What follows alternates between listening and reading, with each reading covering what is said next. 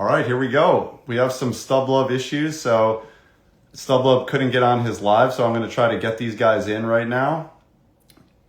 And waiting for them to join. Just give us a little bit of time here.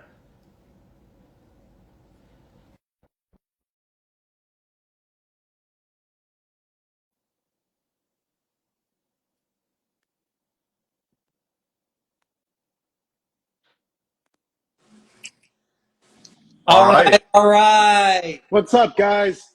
All right, it worked. It worked. Do you believe they must have updated the app or something and I cannot go live on my channel? It is wild. Yeah, no, it's crazy.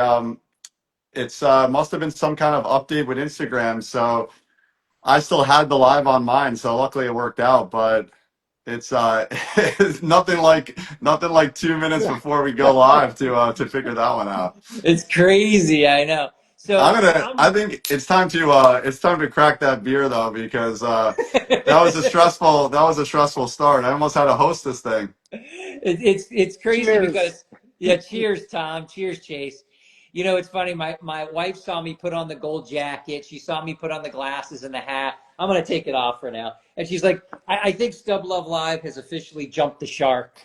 Um, I told her it's wild, wacky, and crazy ticket night. It's That's uh, it. it's episode 59, and you know we've gotta dress up or do something cool. So I'm just excited that you guys came on and were good enough to do this.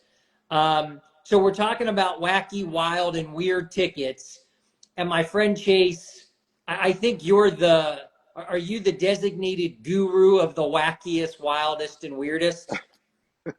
Uh, it's possible. It's quite possible. I do have a PSA set registry showcase with now over 152 of these types of crazy tickets in there, and it's growing. It's growing by the day, growing quite rapidly. So this is a fun show for me. It was really hard for me to whittle it down, but I think we got some good ones. Tom? Howard, it's going to be a long night. 152? It's already started. It's already started. So Tom, how many tickets did Chase want to have featured tonight? And we were like, no, no. The hours. He wants to go to midnight. I mean, he's already talking about a part two and a part three and a part Definitely. four, and like, dude. No, but I'm happy that he's passionate about it, and I'm glad that we put this one together. So, Tom, you've also got some crazy ones. I've got some weird ones. We're going to try to show some stuff off. So, Chase, why don't you crack it, start going, and we want to try to get through these as quickly as we can, but give you guys some information and kind of show you the niche of ticket collecting. And I love the fact that Mr. Daly's sipping a martini. It's just It's so fantastic. classic, right? I mean, that shirt is unbelievable. When he sent a photo of it, I couldn't believe something like that existed. Authentic Hawaiian. It's almost like some of these tickets. I can't believe they exist. I can't believe that shirt exists, you know? I know. So I'll kick it off. And this is my only not PSA graded stub tonight. We got, this is McDonald's Breakfast Day. It's July 3rd, 1976, Chicago White Sox. And, Bill Veeck. So we got the book right here. Veeck is in rec. Bill Veeck, the king of promotions for baseball, buys the White Sox back in 1975, kicks off the season in 76 and says, hey, we got to get 1 million fans. So we're going to have a ton of crazy promotions to bring everyone to the ballpark. And one of those crazy promotions the day before July 4th is McDonald's Breakfast Day, where he hosts a game at 10:30 in the morning. And, it was after a night game the night before. So what do you do at 10:30 in the morning? You obviously, you have McDonald's breakfast there, and Ronald McDonald is signing autographs on the field. And Harry Carey sets up a bed in the broadcast booth because, he was going to sleep there the night before because he had to get ready for the game and he was worried he wasn't going to make it. And, it's the morning, so you got to have your morning shower, right? So he installs a shower in the outfield. And, that shower ended up becoming so popular with the fans during the hot summer days that they continued to use it until Old Comiskey closed down. and they actually moved the exact shower, so the shower head, over to what is now known as Rate Field. And I was there recently, and I saw the shower head, and it reminded me that I needed to try to track down this ticket, and I was able to track it down. So McDonald's breakfast day, July 3rd, 1976, and the famous shower installed for that game, 10:30 in the morning. Man, just talking about McDonald's, I could go for some hot cakes and some of those hash browns, man. Weren't they the best? You remember the hot cakes back in the day? I mean, we're talking like early 90s, late 80s. They just tasted better back then, I think. I think you're right. I still remember those. They're great. All right, Tom, you're up. What do you got? What do you got? All right. Well, Hard act to follow. yeah, I was gonna say let's give Chase the whole show, but I picked this one. So I tried to segment my tickets. So I'm starting off with famous fans. So here is the Northwestern Notre Dame ticket from 1931 with Al Capone as the fan. But that's not necessarily a big deal that Al Capone was at the game, except his trial started on October 5th. This game was October 10th, and he was convicted on October 18th. So he took the time during his trial. He was so convinced he wouldn't be convicted that he went to a football game. And you can see, people took pictures of him. It was kind of big news. And, the other thing, Howard, is I always hear people say they miss tickets. What I miss are tickets that look like this. Yeah, for sure. Incredible artwork. So yeah, those college football tickets from back in the day were something else. I like it. I like it, Tom. I like that a lot. Pretty crazy to go to a football game and see the biggest gangster in the world there. So that's pretty wacky. While he's on trial. Yeah, while he's on trial. That's why he's on trial. So mine's not as wacky, but it's kind of cool. 1966, Dodgers Astros, first MLB game on artificial turf. And you kind of sit here and you think to yourself like, would that really be all that collectible? But they put it on the scoreboard, and it's kind of a cool moment in baseball history. You're going to see my tickets tonight are weird ones, but I tried to theme them in vintage baseball because honestly, guys, that's just my passion. I love vintage baseball, so I'm okay having a couple of weird and wacky ones if Yeah. they're from vintage baseball games. Well, that And I one's thought that that one's one was a cool that one. one's a great one because it was kind of the precursor for these stadiums that were built in the 70s that started using the turf, and able to play indoors and have stadiums in, like, Toronto eventually and stuff like that. I agree. I agree. So all right, so that's round one. Now you got to top it, Chase. I don't know if you can stop the Well, Can way you you top just. I McDonald's? I mean, let's try to. Let's go with probably one of the most famous baseball bloopers of all time, Jose Canseco, uh, the home run header, they call it. And there's the ticket, actually a full ticket signed by Canseco, who inscribed "ouch" on the ticket. And I think, if you have ever seen a baseball blooper show, or if they're playing baseball bloopers before one of the games, you've probably seen this highlight 1,000 times. Literally goes up to catch the ball, it bounces off his head over the wall for a home run, and it doesn't get weird or wackier than that. I agree. I agree. That's a great one. I've always wanted one of those, and I've never been able to find one. And to think that you have a full and it's signed that way, man, that's great stuff. I love it because I remember it like it was yesterday, and I'm Definitely. sure it resonates with a lot of collectors. So that's a phenomenal ticket, Chase. Um, Tom, you're up. I'm up. So I was thinking about this. Has anybody ever shown a personal ticket before, one where they went to the game?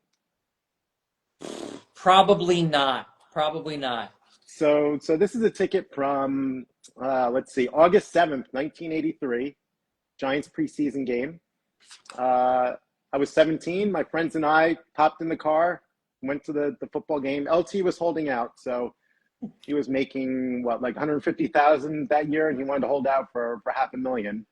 And so we sat down in our end zone seats and watched the game, and then we noticed that the Giants bench started congregating to our end and started pointing up. And we look around and there's this buzz. And suddenly we see that Lawrence Taylor is sitting in our row. And it was only his second appearance during his holdout. And we were sitting there. And before the game, these fans were giving out this, "We want you back, Lawrence Taylor" signs. That's So amazing. during halftime, I got his autograph on Wow. this sign here. So Wow. And that's a really vintage signature because he doesn't sign like that No anymore. way. No, that's Yeah, great, Tom. What an awesome item. that's super cool. Now imagine if you got the ticket signed. do you think he would stop and say, what is this about? I've never seen this one before. Tom, that's so cool. Are you still a Giant season ticket holder or no longer? No longer. We gave them up a few years ago when they weren't doing so well. Yeah. And also when you could get tickets, much easier. So it used to be you Yeah. had to be a season ticket holder to get tickets, but Now they not have anymore. the PSL, which is crazy. Yeah. Yeah, that's a great ticket. I actually really love the sign. I love the vintage playing days autograph. That's awesome.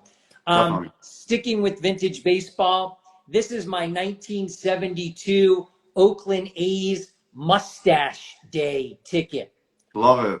This was a Father's Day ticket, and the owner at the time, the owner Finley, went ahead and offered all players who could grow a mustache by Father's Day a $300 bonus. And all fans that came to the game on Father's Day in 1972 donning a mustache got in for free. Epic.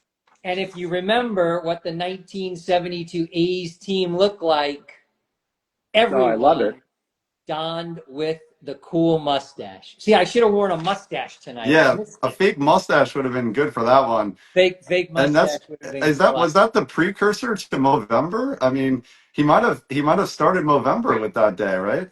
I don't know. I should ask PSA to slab it, like the start of Movember, Yeah, and see if they'll do it. But, again, a ticket that, probably doesn't have a whole lot of, real value. But wow, what a great collectible for folks in the ticket community. And, I love that ticket. I think it's super cool. cool. Yeah. Yeah, All right. he had some cool ones, right? Hot Pants Day and Yeah, he was the the king of gold the rookies. bases. Gold bases. He had a lot of cool ones. Yeah, the A's had a bunch of cool ones. It's a cool little run of tickets. So, Definitely. all right, Chase, you're up, my man. All right, we're going with Jim Rooker's walk back to Pittsburgh. So I think you got the couple of the photos there. Yeah. And there it is. It's actually quite a nice full. It's PSA 7. And I mean, this is just such an awesome story, right? Like, here he is, the Pirates announcer. The Pirates take a commanding 10-0 lead in the first inning, and he does the biggest mistake that any announcer could make and says, "If the Phillies win this game, I'll walk back to Pittsburgh." And sure enough, they start whittling away. Steve Jeltz, who has one career home run, hits two bombs from both sides of the plate, right? And they end up coming from behind and winning this thing. And so, he gets on the plane and, Jim Leland's on the plane and he says, "Nice going, Rook." And, they're messing with him. He gets in home at 3 o'clock in the morning. The next morning, he gets an early phone call from the radio station saying, "Hey, like you said it, so now you got to honor this thing." And he's like, "Look, if you can, put it together, I'll do it." And so at the end of the season, in October, he started his journey, which ended up taking him 12 days, 300 miles, and raised $100,000 for charity. And it's just a really cool thing by him and really famous moment. And I will say, like, this was obviously before the days of Twitter or X and the internet. So 1989, this is viral at its best, right? Yeah. Newspapers, radio stations, they all picked this thing up. So nowadays, that thing would have been spread, all over Instagram within seconds of him saying that and the game finishing. But it was a viral moment back then. So just a super cool ticket, and it's awesome, awesome event. Chase, you have it as a full, if you can show it again, and the ticket's in great shape. It looks great. I've seen some signed by Rooker, I've seen some signed by Jeltz, and I've Yeah, seen some signed by both, and they're yeah. all pretty cool. I like the signed ones. I like the unsigned ones.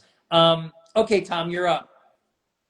All right, so one more personal ticket, and this is from the year 2000. This is a Red Sox Yankees game, and this is a game I attended. And the crazy thing about this game is we're watching the game, and suddenly look over behind the catcher, and a fan has fallen into the net behind home plate, and they're still playing the game. Then the game went on for a good 10, 15 minutes before they stopped it and decided maybe we should wait to get this fan off. And nobody knew what was going to happen. And suddenly he bolts up, wakes up, climbs up the cage, and the cops yank him out, but he gets a big round of applause. And this was kind of, what happened during Yankees Red Sox games back in the 2000s back I then. like that. I like Crazy. that. I like He that. had a few beers. He had a few Yeah, how many beers. beers did he have? Yeah. What's the over under on the beers? I'd say probably you got to set the line at 8.5. Right. Well, the thing was, the season before, they didn't have a net behind home plate, just the backstop. True. So he could have Yeah. fallen all the way down. Wow, that's crazy. Wow, that's a great ticket. And you were there, Tom. You saw it with your own eyes. I saw it. Yep. Well, someday we'll do a show of just my personal tickets. Yeah, yeah, but, that's fine. We're willing to do it. All right, my next one is 1963 New York Mets versus the Phillies. Jimmy Pearsall hits his 100th home run, but decides just because Jimmy Pearsall was Jimmy Pearsall, he decides to run the bases backwards. That's a great one, Wow. Howard. I love that ticket. Yeah, me Yeah, it's a too. great ticket. Now, if everyone knows, Jimmy Pearsall had some real mental issues, they said, was on a lot of medication. I think he had fights with fans in the stands. And I believe he was reprimanded for doing so. And I believe after Jimmy Pearsall ran the bases backwards in this game, moving forward, it was outlawed in Major League Baseball. So kind of a cool vintage ticket. We have Darren Ravel, who typed in that he just loves the show. We need a game, the ticket for, when Boggs had 73 beers. Yeah, I've seen that ticket around too. I mean, Darren, you can do a million. There's And so Chase many. probably got them all. I mean, I Chase has got got well, I ones got that the no one has thought of I before. Yeah, got the Chase is Boggs printing them. I got the Boggs sits out after he breaks his rib putting on a cowboy boot in his hotel room the night before. So And derailed it that didn't derailed make the show. it derailed the 400 average season. It did not make the Stub I Luv got him to cut. sign it. I got him to sign it. Yeah, it's great. Here, Darren saying that's what's so good, and I agree with you guys. It really is what makes it so good. And again, a great passion, a great way to collect, and not a whole lot of money. So yeah, Sammy Sosa does not play because of sneezing. I mean, Yeah, now you see, we should have invited Ravel on too. So definitely. so Chase, you're up All next. right. We're going with the Don Calhoun $1 million shot. Oh, it's a And great pick. you Great got pick. to have the red and the blue version, obviously. But You don't this is have to have both versions, this Jake, is but just you such do. yeah, you got it, yeah. But this is just such a crazy story. I mean, it's also known as the Immaculate Connection, and this is a shot that was done at halftime for $1 million, basically a full court shot. And they pick him out of the audience because he's wearing sneakers, and they said, "Hey, you're not going to scuff up the floor." So completely random. And they've done it 19 times earlier before this, and no one's made the shot. He actually makes the shot, swishes it, holding this big check. The Bulls players go nuts. Michael Jordan slaps him on the back and, is like, "Great shot, kid." And everyone's celebrating. He gets some autographs after the game. And so, after the game, it turns out that he actually did play some organized basketball back in the day. And as one of the insurers in the stipulation says, you're not allowed to play organized sport of the contest that's being held. And so they basically say, we're not going to pay you this $1 million. luckily, the Bulls and the Coca-Cola Foundation come together and they do honor the prize. And so he starts getting annual installments of, $50,000 or something like that. And actually kept the ball, eventually somehow tracked down Michael Jordan at one of his kids' basketball games and was able to get in touch with his security. Security says, okay, meet us in the parking lot after. Jordan signs the ball and then, says, hey, did you get your money? And it turns out Michael Jordan was kind of involved in making sure that the Bulls honored this because he had heard what was going on and that he wasn't going to get the money. And so this basically, changed the face of promotional, events at sports after this. It just kind of exploded. And it was probably, somewhere between like 10x more of these at every one of the games after that. And there's a company called SCA Promotions that insures $100 million worth of promotions every year now. So it just became like this amazing thing to do at halftime, and just an incredible story for this guy who, eventually gave the ball to his son. So I don't know, we will see that at auction one day, and you'll have a chance to bid on it, Howard. Yeah. Well, I got to tell you, I remember that day. I remember that shot. I remember all the commotion afterwards. It was pretty incredible. And I do remember people talking, whether it was true or not, that Jordan made sure he got his money Yeah, or else. yeah. So yeah, pretty And cool. remember, do you want the red or the blue pill? I think I got to go red if it's Chicago, right? Yeah. Got to go red. Great one, Chase. I love it. Tom, you're up. What do you got for us? I'm up. What I got for you? All right. So I've got 2007 Patriots Day. One of my favorite tickets. So this was the Red Sox playing the Angels. Pop up down the left field line, goes into the stands. No big deal. Some guys drop the foul ball, but then all of a sudden this pizza flies out of the stands on one of the fans' backs, and Don Orsillo and Jerry Remy start analyzing the pizza toss. And they spent a couple innings going through this pizza toss. And now this happened in April. So my friends and I, we send this clip around every year laughing about it. I must watch it 10 times every April because it's the funniest thing watching them So talk funny. about this. Yeah. It really is. I've seen that clip so many times, and I kind of feel like someone in Chicago should have thrown a slice of pizza at Steve Bartman the same way they throw it at this Right. guy They because did they did a lot it's so worse. great. They did a lot worse than pizza. Yeah, I'm sure they did. But Well, what a apparently this great guy, he wanted to disappear and not be thought of again. But his name got out there and he became internet famous. So Pizzagate. yeah, Pizzagate. So pretty one of my cool. favorites. Pretty cool. Yeah, one of my favorites too. I love that one. So I have one here. 1983 Toronto Blue Jays versus the New York Yankees, and Dave Winfield in the fifth inning is throwing balls during warm-up and allegedly kills a seagull that is flying in Toronto. And I have to tell you, I got this ticket signed by Dave a few years ago at the Atlantic City National. He actually wrote Seagull Game on it because I'm a psychopath and asked him to.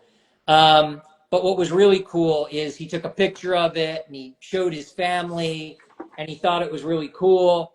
So yeah, Dave hits a seagull. They arrest him in Toronto for murdering the bird. He actually goes and is arrested, but the charges are dropped because it's Dave Winfield. Crazy. So a really, really cool ticket, one that I love. Made it more special to get it signed in person myself by Dave, who thought it was really cool. Definitely. Yeah. Yeah, it's just a crazy story. I mean, that ballpark was known for having a lot of seagulls, obviously, in the stadium and the stands and stuff like that. And what a crazy thing. And not as crazy as the Randy Johnson, pitch that obliterated the bird, but the fact that he got arrested for it is This is wild. wild and wacky. Yeah, it really is wild and wacky. All right, Chase, what do you got? What do you got? All right, let's go with the day the Braves caught fire. So, there's the ticket right there. And on this day, so we got July 20th, 1993, the Braves press box goes into explosions and catches fire because of a food heating device that ruptured during batting practice. And so you'll see, all the players are taking photos with the press box just ablaze in the background. It delayed the game 2 hours. And what's kind of cool about this is it was the first day they had just traded for Fred McGriff, the crime dog, and it was they were behind it. I think they were behind 9 games in the division lead or something like that. And so Fred McGriff comes, and he's supposed to be the savior of the team who won the division the previous year.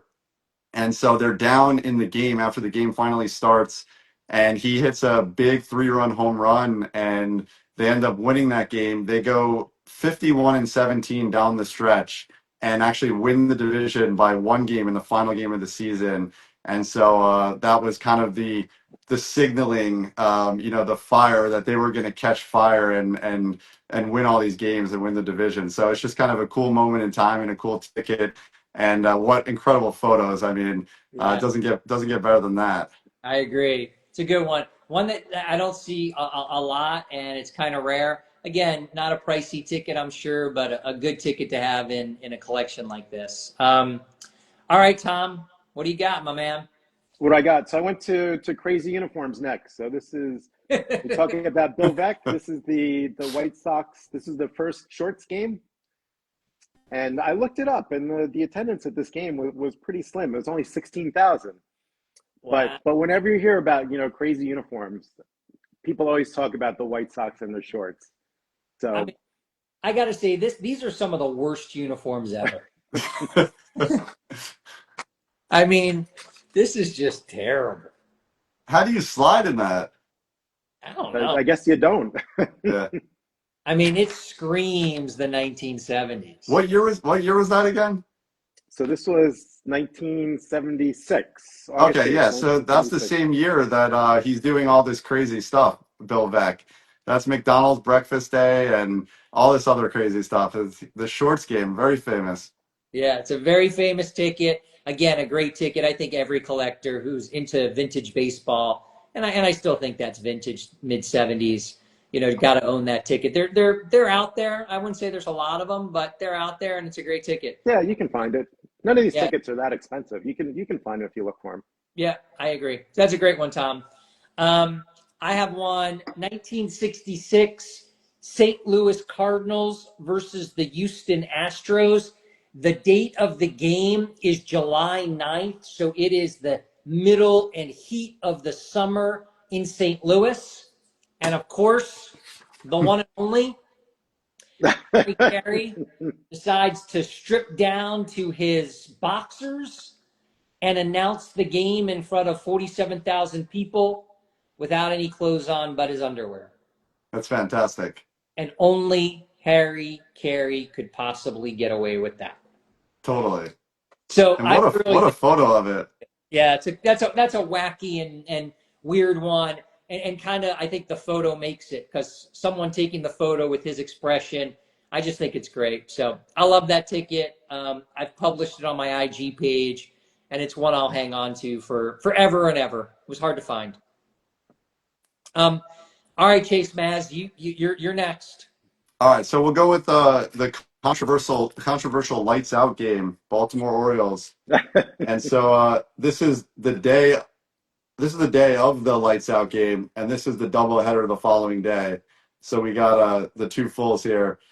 And this is the urban legend of Cal Ripken Jr.'s streak and how he potentially walked in on his wife with Kevin Costner at his house, who was staying there for the weekend, and was so distraught after seeing this that he told Orioles ownership, "The streak is done.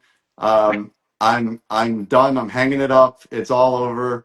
And they were so nervous of the publicity. He was getting close to breaking the record, that they engineered the famous power failure, and the lights didn't work, and so they had to cancel the game that night and play a doubleheader the next day. And sure enough, the next day Ripken Jr. was in the lineup, penciled in to start at short, and no one ever questioned it. So there's been podcasts on this. So, you know, it's obviously been potentially debunked, but you know, the rumors I think started from some photos with Ripken and Costner and their wives at a, you know, in one of these award shows, and they were friends. And I think Costner did take batting practice at you know, at the stadium one time. But you know, just kind of a crazy urban legend story that I had always heard growing up through the little league circles. I mean, it was always talked about, and so great to be able to, you know, own the ticket from that day. So I have to make a comment. So I was at the Philly show. I was in line getting a whole bunch of Cal Ripken tickets signed, one of them being the lights out ticket. Eric Zitter, the godfather of tickets, is with me. He's next in line, and we're both up at the table. The two Fanatics guys, the handlers are there, and I have all my papers, and I'm telling Cal what to do, and Cal's great, and he gets to the lights out ticket, and I'm thinking to myself, is he going to write lights out game? And is he going to just throw it back in my face? What's he going to do? You know, Cal's real fan friendly in person. So not so fan friendly when he's not in person. You know, not when the cameras are on and things like that. Different guy a little bit, but stops the whole line and he's like, you know, the story is a lie. And he proceeds to go into the story. That's wild. Says, you know, everyone says this happened. It didn't happen. The power went out. And then some of the pitchers and the players started to drink. And then they told us that we were going to have to go back out and play. But some of the guys were drunk and they couldn't play. And then they thought it was dangerous. So we just had a doubleheader the next game. So the whole story that you've heard is all nonsense. Straight out of Cal Ripken's mouth. Amazing. We get done with the line. I get my ticket signed. Eric gets his ticket signed, and Eric goes, "I thought they were going to throw us out of the." Yeah, that was better than the autograph. It was just great, and it's a great ticket. It signed it really nicely, as Cal always does. But that's good. It has, I think, been debunked, but things like this are never debunked. So. You know, Howard, if you're gonna steal my thunder, then I'm gonna pull out my Dave Winfield signed box office ticket for the Seagull game. Much rarer than the season ticket version. So if you're gonna steal my thunder, I'm gonna try to steal yours. Yeah, I like it. I'm happy to give Seagull game. So, Tom, are you breaking out your Seagull game ticket too? Is that what you're doing next? I got that one upstairs, but you know. Okay. What do you got next, Tom? I've got another crazy uniform here, and this one doesn't really get as much attention from ticket collectors, but this is the 1979, the Philadelphia Phillies, the Saturday Night Specials, the all maroon uniforms that they broke out for one game. So, and actually, you're showing 40 years later. I am. They brought them out again, so I got the ticket for 40 years later. But this was going to be a uniform that they wore kind of once in a while through the season, but the fans and the press and the photographers hated it so much that they shelved it for 40 years until they did a throwback night where they brought them out, and the Braves wore their 70s jerseys too. So that's pretty cool. This is a ticket in Philadelphia Phillies uniform lore. It really is, and they actually wore those jerseys, and I believe they lost that night, so I don't ever want to see them again, even though I do think jerseys are pretty darn cool.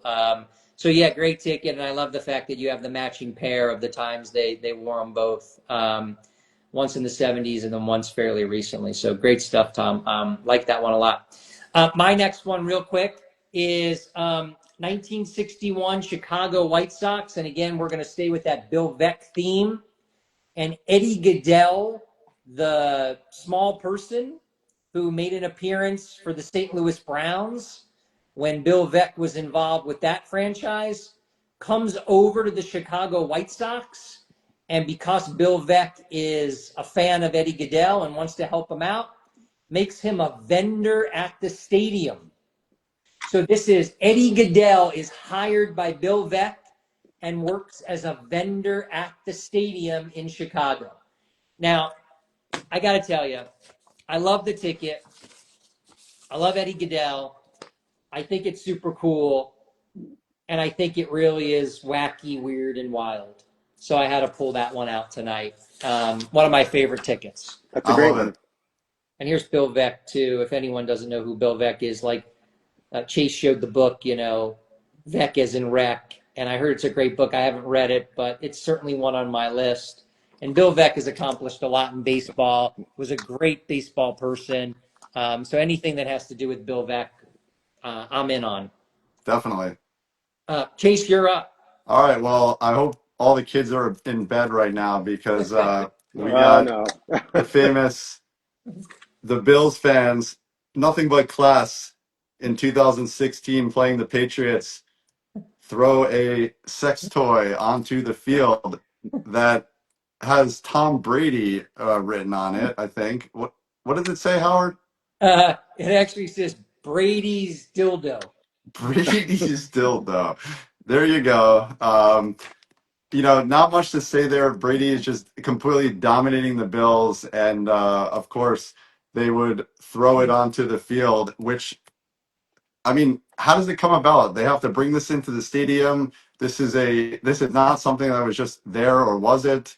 Kind of crazy, premeditated. I'm gonna throw this on the field kind of thing. And Brady after the game, they said, "Did you see it?" And he goes, "Yeah, of course I saw it."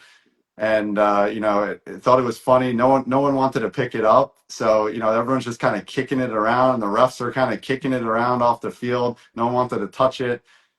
This started a trend because a couple years later, I think they eventually threw three onto the field. So this became like a Bills thing. So jumping through tables, wasn't enough. So they had to throw the sex toys onto the turf. And one of our watchers says, "Won't set off the metal detector," which No, is no, it won't. I got to be honest with you, Chase. I personally do not own the Buffalo Bills dildo ticket, and I don't think I ever will. I'll leave that just for you, Tom. Do you agree? We're out of the dildo ticket. Yes, yeah. Chase can have them all. All good. They're not. I mean, they're actually. I mean, back then, 2016, they already kind of switched to the mobile ticket, so there's probably not too many of them out there. So it's a rare dildo ticket. Very rare. Boy, this show has gone really down. All right, Tom. What's your next one? All right, so my next one is a hockey ticket. So this is 1988 Prince of Wales Championship Game 4. And to set this one up, so this was the Devils and the Bruins. And after Game 3, Jim Schoenfeld and Don Koharski got into a famous shouting match after the game where Schoenfeld yells at Koharski, "You fat pig, go have another donut. We're off. Have We're off another the donut." rails. The show is And completely off the rails. And Tom, we can't. We're laughing at comments. Tom's saying he's got the accent going. The show just. I give up. I give up. so Koharski accuses Schoenfeld of pushing him. He gets the league gets Schoenfeld suspended for Game 4. The New Jersey owners go to the New Jersey State Supreme Court and they get an injunction against the suspension. And Schoenfeld comes out to coach Game 4, and the officials walk off the ice, and they get amateur officials to referee this game. So that's the short story of it. Yeah, I remember that story, and it's an interesting one. I mean, it's a pretty cool hockey ticket. Again, I'm sure for collectors who are going to watch this, it's one that wouldn't cost a lot of money if you could find it, but got a great story. So certainly something that us wild men and crazy people things love to put in our collection. My next one's kind of cool. Again, vintage baseball. 1971 Washington Senators final game, and the Senators wind up having to forfeit because fans run onto the field to steal the bases and to steal equipment, and basically are upset because the Washington Senators are no longer going to be the Washington Senators. So there are pictures of the fans climbing over the dugout. And ultimately, I believe even though the Senators were ahead in the game, they wound up having to forfeit the game because fans ran onto the field. And the game was forfeited. So a pretty common ticket. I mean, not outrageously rare or difficult to find. But again, something that marks an interesting moment, a unique, wacky moment in baseball history. So for the three of us nuts, we've got to have it in our collection. So, There might be a show on fan riots at some point, I think. I don't know. We'll see. well, we're getting a lot of Yeah. requests for dildo tickets, and those Yeah. I'm things. So starting to wonder why your Instagram was live was blocked now. I mean, there's really I think we yours have will the be blocked answer. because we I think talked we about officially have the dildos answer. today. So It's I'm now, pulling an audible. If I can do one more, I'm pulling an audible. I don't think yeah, mine was wacky enough, so you're not gonna have the photo for this one. But this is the ticket right here. It's a Blue Jays ticket, October 4th, 1992, and this is the famous Joe Carter pranks Derek Bell by raffling off his Jeep during the game, and it's just to watch the video. It's incredible. Derek Bell's face is completely shocked. Here comes his Jeep, out onto the field, and some lucky fan had a chance to win it. And just such a great prank by by teammates.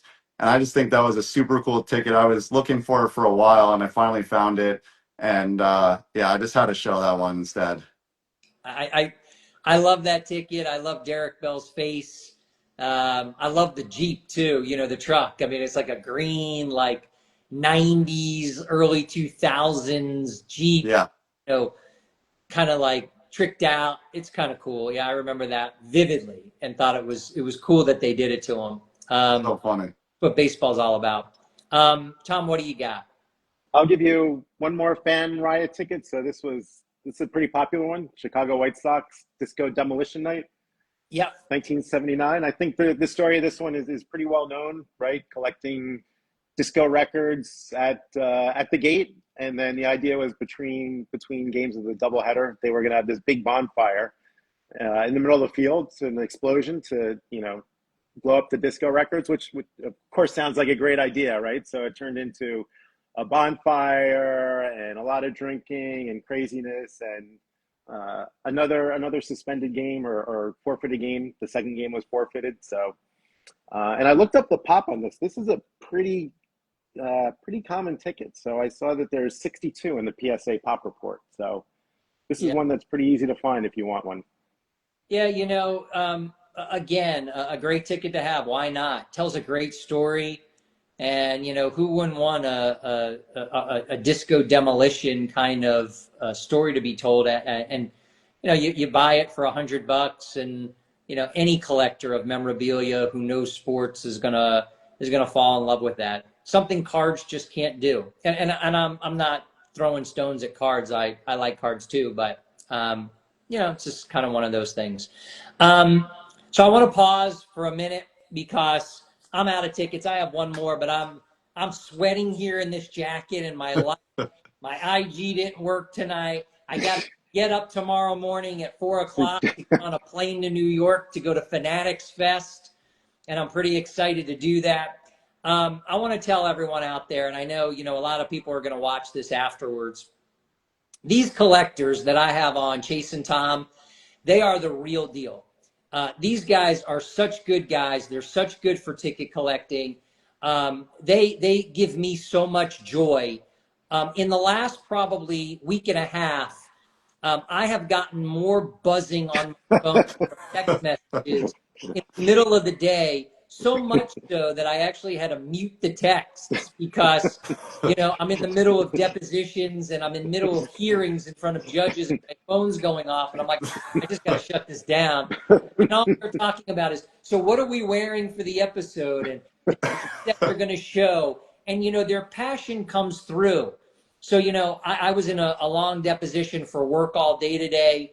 I got home late, and I couldn't wait to get on with these guys. I was so upset that my IG didn't work tonight, and I'll figure that out by next week. But I just was so happy to come on with these guys because they're so good for ticket collecting, and I like them both so very much. So if you guys, thank you for coming on. Thank you for supporting Stub Luv Live. They're talking on the text, what's the next time you're going to have us on, and what can we do, and what can be the next feature? And I'm like, I don't know what it is, but we'll figure it out because on Stub Luv Live, you know, you guys are always, always welcome. So You're doing I a great can't wait job. till the next one. I hope to see you guys in about, 40 days in Yep, we'll see you Chicago in Rosemont. National. I'm looking forward to it. I really hope you're both there. Episode 59 of Stub Luv Live with Chase Maz and Tom Daly is done. Thank you everyone for watching, and thank you guys for participating. You know, your passion just bleeds through, and I love you guys both. Thank you for the support. Thanks, Howard. See you, Tom. Thanks, Howard. Talk to you. Talk Good night. soon.